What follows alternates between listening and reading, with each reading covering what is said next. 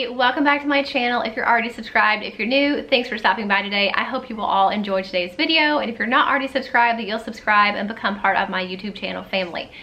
So if you guys have been following my channel for a while, I've done 2 storytime videos already where I go back and kind of share different things in my life that I think are interesting that I want you guys to know about. Well, if you know me, you know that we are a huge Disney World family. We love Disney World. So I thought in today's storytime video, I would go back and kind of tell you all some funny things that have happened over the years of going to Disney World. And if you don't know, backstory, I've gone every year since I was 9 years old, and our girls who are now 16 and 10 have gone every year since they were 2.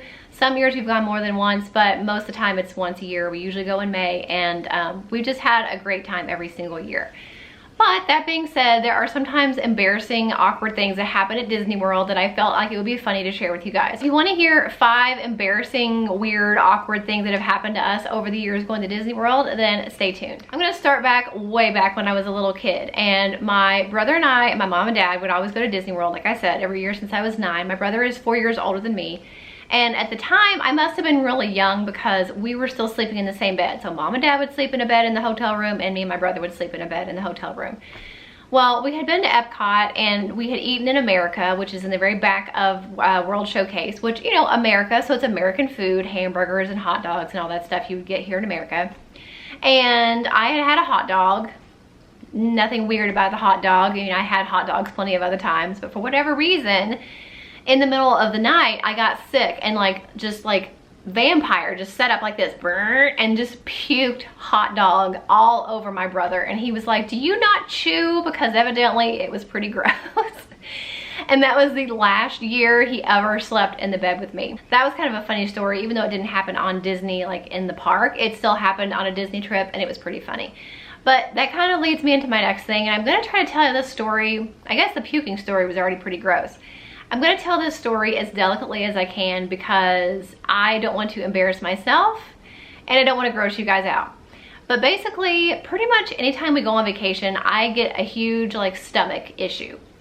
And we'll usually end up having to spend quite a bit of time in a bathroom. I'm not going to go into more details about that. But every year on vacation, my family just knows at some point in the week, they're gonna have to go and wait for me while I'm in the bathroom for an hour. So my husband wanted to go ride Mission Space, and because me and the girls didn't want to ride it, I said, well, you go ahead and ride it and we'll wait here in this gift shop. So my youngest is in the stroller, my oldest is walking, and we're looking around the gift shop, and all of a sudden I start feeling bad at my stomach, and I'm like, oh great. So we're running around trying to find a bathroom, and the closest one I found was one of the ones that is like a freestanding bathroom. I think it's only got two stalls, one stall with a door and then the other stall with a door. So I had to take both girls in with me, which was awkward enough because, you know, you would like to go to the bathroom by yourself and not have to be sick when there's people in the bathroom with you. But anyway, I had to because he was still on the ride. And so I had my youngest daughter in her stroller, and because it was a big stall, she was in there with me, and my oldest daughter was in there with me, and I'm in the bathroom, all this stuff. Well, all of a sudden I hear all this noise outside the door, people knocking, scratching, talking, laughing. Look, look, I hear all this stuff going on. And I'm like, what is going on? You're trying to have a private moment. You've already got 2 people in the stall with you. And it sounded like there was 40 people outside this door. So finally, I got well enough that I was able to leave the bathroom, but then I was really embarrassed because I had been in there a long time, and those people had been outside my door a long time, and I'm thinking are they waiting to get in? Why are they making so much noise and scratching on the door? So finally I was like, okay, we've just got to leave. I can't stay in this bathroom all day long. And so when I opened the door, evidently there was a lizard or 2 lizards on the door of the bathroom, and all of these people were standing outside the bathroom door looking at the lizards while I'm in there, you know, using the bathroom. And it was so embarrassing to walk out because they had been out there just about as long as I had been in there. And you always think people know how long you've been in there. And that was really awkward. I still think about that a lot because it was so embarrassing to have to walk out with me and 2 kids while everyone is pointing and staring at this lizard that's on my bathroom door. Something else that's kind of awkward and embarrassing was year before last we went, and it was the rainiest trip we've ever had. It was actually an awful trip. But it rained every day. And I know people say, well, it rains a lot in Florida, and it does, but usually it's in the middle of the afternoon and it stops. Well, this particular trip, it rained all day, every day.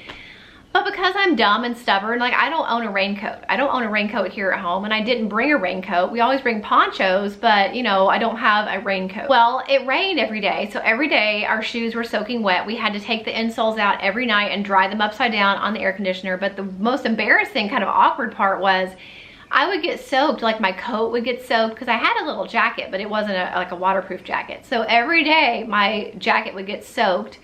And whenever we went out anywhere at night to eat, I would have to wear a blanket as a coat because it was so cold in the restaurants with the air conditioning, and I didn't have a coat because mine was wet. Every night we would go to like downtown Disney or Disney Springs, and I would have to wear a blanket around me instead of a coat because I was so cold. So that was kind of awkward. Another funny story happened, I think a year or two ago. It was like the first year my oldest daughter actually wanted to stand up on the monorail. She always used to sit like in her stroller, or she'd sit in the seat next to me and my husband, but she's like, no, I want to stand up. I'm like, sure, go ahead and stand up. Well, I told her to hold on to the handrail because, you know, that once the monorail starts moving, it goes pretty fast. And she was like, I guess she thought she didn't need to hold on to the handrail. So the monorail starts going and she starts like pitching backwards and like falling down the monorail, like, whoa, one of these things. And finally, when she gets to a pole she can grab, she grabs it right when this lady's foot is like this close to her heel. She would have stomped that lady's toe so hard if she hadn't caught onto that handrail. So that was pretty funny. And it actually reminded me when I was a kid, I was in the shuttle in the Atlanta airport, and it's really fast. And same kind of situation, I wasn't holding on. So the shuttle starts going really fast. I start pitching forward like this, and there was a lady, an old lady, holding on to this handrail. Well, I'm able to grab the handrail and her head goes right in the crook of my neck, and I'm basically like choking this old lady with my inner elbow, trying to not fall any further down the shuttle. So my dad really can't do much else. He just kind of grabs my belt loop and like lures me back, like got me a marlin, because he had to like reel me back in like a fish so I could release my arm death grip on this poor old lady's neck. You know, like mother, like daughter, that we both have to go stumbling down a monorail or a shuttle and squish people along the way. And the last kind of funny, embarrassing thing that happened to us when we were at Disney actually happened last May. My husband wears sandals to the park a lot, and he got some kind of weird bug bite on the top of his foot. Well, his foot swelled up like a watermelon, and he went to the ER one night because we were like, what did you get bitten by? We didn't know if it was gonna be something like horrible. And basically they didn't know either, but they gave him some kind of medicine. But regardless, his foot swelled up so big that he could barely get a shoe on and he couldn't walk. So we're like, great. We were like 2 or 3 days into the trip, and I'm like, well, we can't not go to the park for the rest of the week because he couldn't walk. So we ended up having to rent a scooter. By the way, the Disney World scooters are not the best things in the world. They are not very powerful at all. But the funny thing was, he looked perfectly normal. You know, most of the time you see somebody in a scooter, they look unhealthy, or they look older, or they have like a leg brace, or, you know, all these different things where you can say, oh, that's why they need a scooter.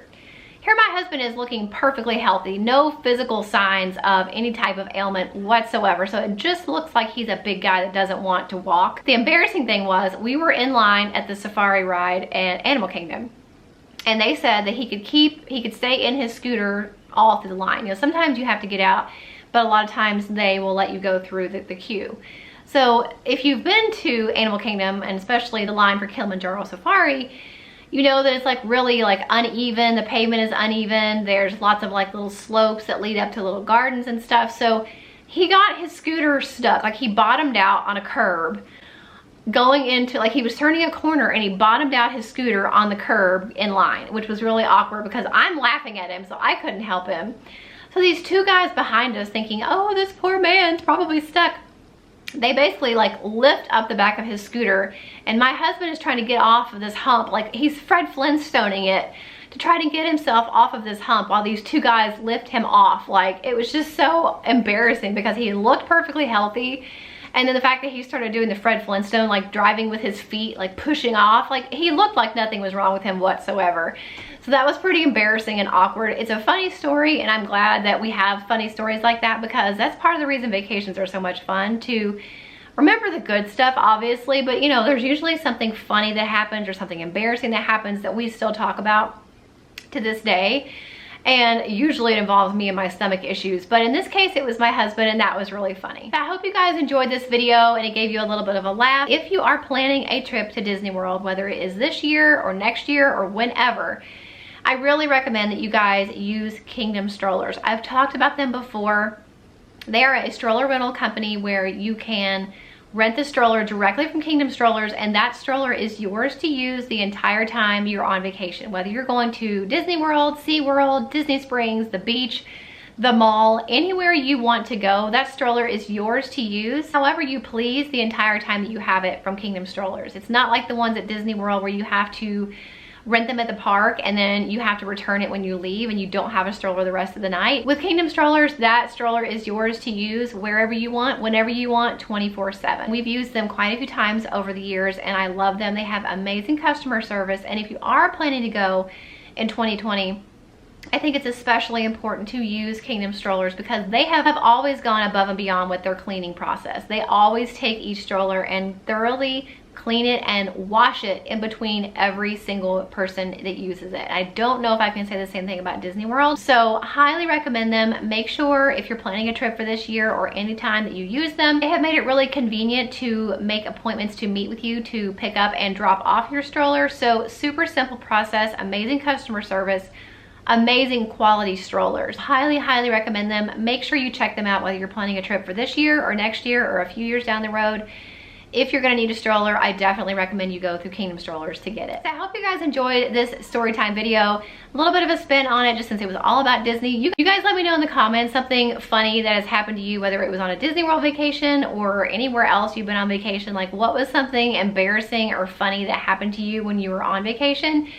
I would really love to know if you guys would like to share. I hope you enjoyed this video. If you did, make sure you give it a thumbs up. Don't forget to subscribe if you're not already, and I'll see you guys in the next video. Bye.